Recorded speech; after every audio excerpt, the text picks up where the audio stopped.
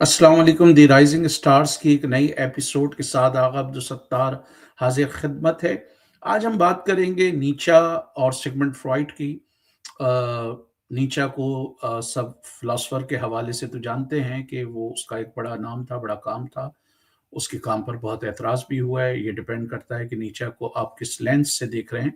लेकिन नीचा खुद अपने आप को कहता था कि वो पहला फ़लसफ़ी है जो फ़लसफ़ी होने के साथ-साथ एक अज़ीम साइकोलॉजिस्ट भी। अब कुछ लोगों का ख़्याल ये है कि नीचे से ज़्यादा जो फ़िलॉसफ़ी में जो साइकोलॉजी में काम था वो उसके उस्ताद कह लें या जिससे बहुत ज़्यादा वो मुतासिर हुआ है शोपेनहायर। और शोपेनहायर ने भी उसकी नफ्सियात थी, उसकी बुनियाद उसने सेक्सुअल डिज़ायर को एक तरीके से मरकज़ी करार दिया था। फ्रॉइड के बारे में भी ये ख़्याल किया जाता है कि फ्रॉइड ने शोपेनहायर को बड़ा डिटेल में पढ़ा था। ख़ैर फ्रॉइड ने इस बात का इनकार किया या इस बात को एडमिट करते हुए वो रिलक्टेंट था कि उसने नीचा को पढ़ा है।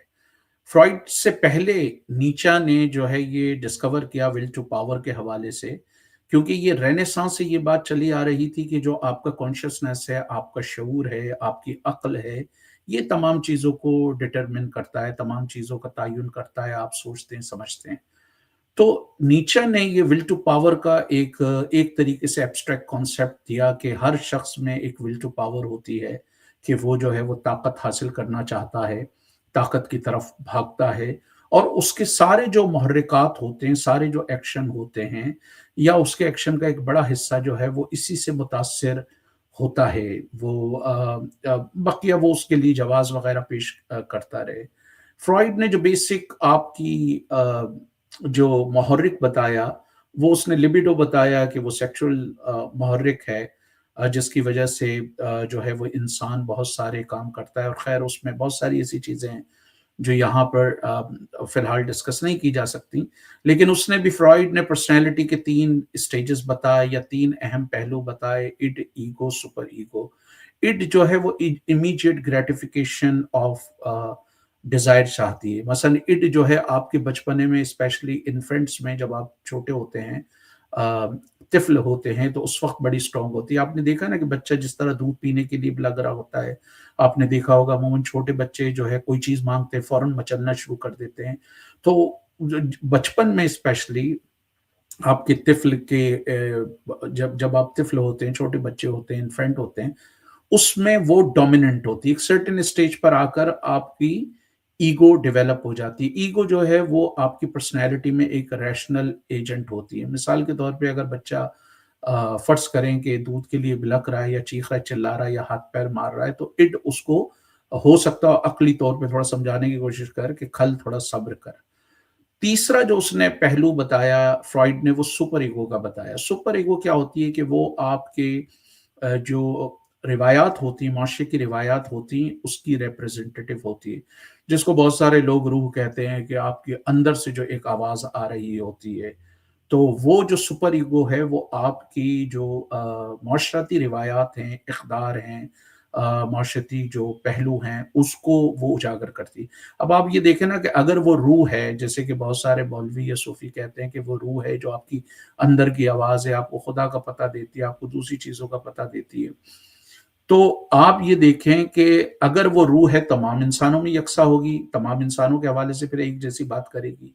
लेकिन वो अंदर की आवाज़ मिसाल के तौर पे अगर हिंदुस्तान में या पाकिस्तान में कोई लड़की अपने दोस्त के साथ घूम रही हो, तो लड़की के भाई को जो अंदर की आवाज़ है वो सता रही होगी, वो उसको गैरत दिला रही होगी। वो हो सकता है वो कहे कि उसको रोके।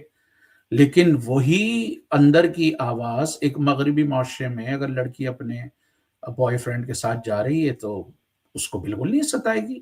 वो बिल्कुल कुछ नहीं कहेगी। हो सकता हो एक मशरिकी माशरे में, इस्लामी माशरे में अगर वो लड़की जो है वो कोई मगरिबी लिबास पहन के जाए तो अंदर की आवाज़ उसके भाई को सताए।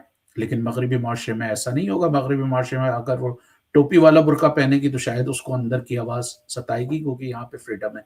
तो ये जो सुपर ईगो है ये आपकी रिप्रेजेंटेटिव है, जो माशरे की अखलाकी तहज़ीबी इक़दार हैं उनकी नुमाइंदा है।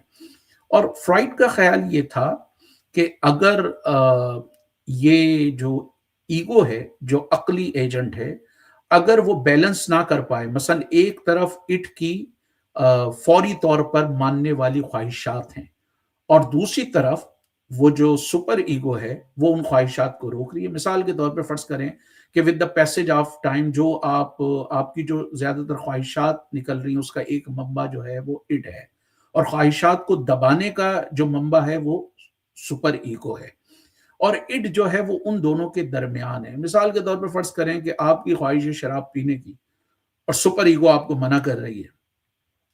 فرائڈ کا یہ خیال تھا کہ اگر بہت زیادہ سپریشن ہو، اگر خواہشات کو بہت زیادہ دبائیں تو پھر مینٹل کانفلکٹ ڈیولپ ہو جاتا ہے. جب ایڈ ناکام ہو جاتی ہے، جب ایگو ناکام ہو جاتی ہے، ایڈ اور سپر ایگو کے درمیان صلح کرانے میں یا ان کو بیلنس آؤٹ کرانے میں، تو آپ کا جو ہے وہ معاملہ ذہنی تصادم کی طرف جاتا ہے، جو اس بات پہ بھی منتہج ہو سکتا ہے کہ انسان پاگل ہو جائے یا اسکیزوفرینیا کی طرف چلے جائے. اب نیچے نے بھی اسی طرح پرسنالٹی کی 3 باتیں کی جو تھوڑی سی مختلف ہیں، کچھ لوگ پیرللز اس میں دیکھ رہے ہوتے ہیں. ایک تو جس طرح فرائڈ نے کہا کہ اگر آپ خواہشات دبائیں گے، اسپیشلی جنسی خواہشات، تو وہ جب جنسی خواہشات آپ بہت زیادہ دباتے ہیں یا خواہشات کو ان جنرل دباتے ہیں تو وہ مینٹل کانفلکٹ کی طرف لیڈ کرتی ہے، یا ایسی وہ تمام خواہشات جو معاشرتی اقدار کے خلاف ہوتی ہیں، جب آپ بہت زیادہ ان کو دباتے ہیں تو ذہن میں مینٹل کانفلکٹ ڈیولپ ہوتا ہے. اسی طرح نیچا کا بھی خیال تھا کہ اگر آپ، وہ تو یہ کہتا تھا کہ بھئی انسان کی جو فطرت ہے اس کو فطرت پہ چلنا چاہیے، اور یہ معاشرے کا بہت بڑا ظلم ہے کہ وہ انسان کو اس کی فطرت پہ نہیں چلنے دیتا. اور وہ بڑی مثال دیتا ہے کہ ایک بھیڑیا کو اگر شیر کھا رہا ہے تو شیر کو کھا کے آپ مورل لیکچر تھوڑی دیں گے، کیونکہ شیر کی یہ فطرت میں ہے. اور اس نے یہ مشہور کہا کہ سوشلزم از اینٹی بایولوجیکل، کیونکہ نیچرل ورلڈ میں بڑی مچھلی چھوٹی مچھلی کو کھا رہی ہے. تو وہ یہ کہتا تھا کہ جو انسان کی بیسک جبلتیں ہیں اس پر آپ اس کو ایکٹ کرنے دیں. ان بیسک جبلتوں میں اگر مار دھاڑ ہے، ان بیسک جبلتوں میں اگر ایکوزیشن آف پاور ہے، طاقت کو حاصل کرنا ہے، اور جو ہے وہ اس بیسک جبلت میں اگر آپ کی جنسی خواہش ہے، اگر معاشرہ اس کو روکے گا تو اس میں بندے میں جو ہے وہ ریزینمنٹ ڈیولپ ہوتی ہے. ریزینٹمنٹ جب اس میں ڈیولپ ہوتی ہے، پہلے فرسٹریشن آتی ہے، پھر ریزینمنٹ ہوتی ہے، پھر رومینیشن ہوتی ہے. رومینیشن سوچ و بچار، پھر وہ کیا کرتا ہے کہ وہ جو اس کی خواہشات پوری نہیں ہو پاتی اس کے بدلے میں وہ ایک خیالی دنیا بنا لیتا ہے جہاں پر اس کی خواہشات پوری ہو گئی ہوتی. مثال کے طور پر اگر عملی زندگی میں وہ فرسٹ پوزیشن حاصل کرنا چاہتا تھا اور اپنے کسی دوست یار کو نیچا دکھانا چاہتا تھا لیکن وہ فرسٹ پوزیشن نہیں لا سکا، تو وہ ایک ایسی خیالی دنیا کریٹ کر لیتا ہے جس میں وہ فرسٹ پوزیشن لے کر بھی آ جاتا ہے اور اپنے دوست کو نیچا بھی دکھا دیتا ہے. پھر اس نے یہ بھی کہا کہ کچھ لوگ جب ایسا نہیں کر پاتے تو وہ اپنی برائیوں کو دوسرے بندے پر پروجیکٹ کر دیتے ہیں، مثلا دوسرے بندے پہ تھوپ دیتے ہیں، اور اس طرح انہیں اندر سے ایک سینس آف ٹرائمف، سینس آف مثلا فتح کا ایک احساس ہوتا ہے. تو پہلے اسٹیج میں پھر اس نے بھی 3 اسٹیجز بتائے کہ پہلے اسٹیج میں انسان جو ہے وہ سمجھ لیں کیمل کی طرح ہے کہ اس کے کاندھے پہ بوجھ ہے معاشرتی اقدار کا. ٹھیک ہے، فرائڈ میں پہلے اسٹیج میں معاشرتی اقدار کا بوجھ نہیں ہے. پہلے اسٹیج میں وہ خواہشات کا ایک طریقے سے غلام ہے. وہ چاہتا ہے امیڈیٹ گریٹیفیکیشن، وہ فوری طور پہ جو اس کی خواہش ہے، بچہ جیسے آپ نے دیکھا نا مچل جاتا ہے، لوٹنے لگتا ہے زمین پر، وہ ہے. یہ کہتا ہے کہ پہلے مرحلے پر آپ جو ہے وہ کیمل والا اسٹیج ہے، اونٹ والا اسٹیج ہے، جس میں آپ کے کاندھے پہ معاشرتی اقدار، ذمہ داریاں، معاشرتی تہذیبی جو روایات ہیں ان کا بوجھ ہے. دوسرے اسٹیج لائن کا ہے یا شیر کا ہے. اب شیر کیا کرتا ہے؟ چیر پھاڑ کرتا ہے، توڑ پھوڑ کرتا ہے. مثلا اس کو آپ جوانی سے تعبیر کر سکتے ہیں یا لڑکپن سے تعبیر کر سکتے ہیں، جب بچے میں ایک ریبیلیس نیچر، باغیانہ خیالات آتے ہیں اور وہ پرانے سسٹم پر، روایات پر، اقدار پر، ان ساری اس میں بات کرنے لگتا ہے. آپ نے اکثر نوجوانوں کو دیکھا ہوگا کہ ہندوستان میں اگر کسی برہمن لڑکی کو کسی دلت سے محبت ہو گئی تو ہو سکتا ہو وہ برہمن لڑکی جو ہے وہ ان ذات پات کو کوشچن کرے. پاکستان میں اگر یہ سید اور غیر سید کا مسئلہ ہو تو شاید وہ نوجوان لڑکی یا نوجوان لڑکا ان کو کوشچن کرے معاشرتی روایات کو. तो लायन के स्टेज में क्या होता है कि वो पुरानी माशरती रिवायात को तोड़ता फोड़ता है। और नीचे ने बड़ा जबरदस्त कहा, उसने कहा ये जो एनर्किस्ट और सोशलिस्ट होते हैं ये इसी स्टेज पर रुक जाते हैं, ये तोड़ फोड़ करते हैं। तीसरा स्टेज फ्रॉइड ने किसी हद तक सुपर ईगो बताया जो माशरती रिवायात का अलंबरदार है। और नीचा क्या बता रहा है कि जो तीसरा स्टेज है उस तीसरे स्टेज में वो अपनी नई रिवायात कायम कर रहा है। मसलन फ्रॉइड में और इसमें इस तरह से आप फर्क देख सकते हैं कि फ्रॉइड का जो एक तरीके से तीसरा स्टेज है वो माशरती रिवायात का अलंबरदार है, और वो जोर देता है आपको कि आप माशरती रिवायात की, इख्तियार की, उसूलों की, जवाबित की पासदारी करें। लेकिन नीचा का जो तीसरा स्टेज है जो बच्चे का है, बच्चा किस चीज के लिए, कि बच्चे में एक तख्लीकी सलाहियत होती है। तो आपने कैमल के स्टेज पर आप बोझ लिए हुए हैं, शेर के स्टेज पर माशरती रिवायात के बोझ को आप तोड़ रहे हैं, उसको खत्म कर रहे हैं, और बच्चे के स्टेज पर जब आए तो आप उस जो रिवायात को, आपने पुरानी रिवायात को तोड़ा है, उसकी जगह नई रिवायात जो है वो तख्लीक कर रहे हैं। तो ये बेसिकली इनके तीनों के तीन स्टेज हैं। दो चीजें कॉमन हैं कि दोनों ने अनकॉन्शियस ड्राइव की बात की।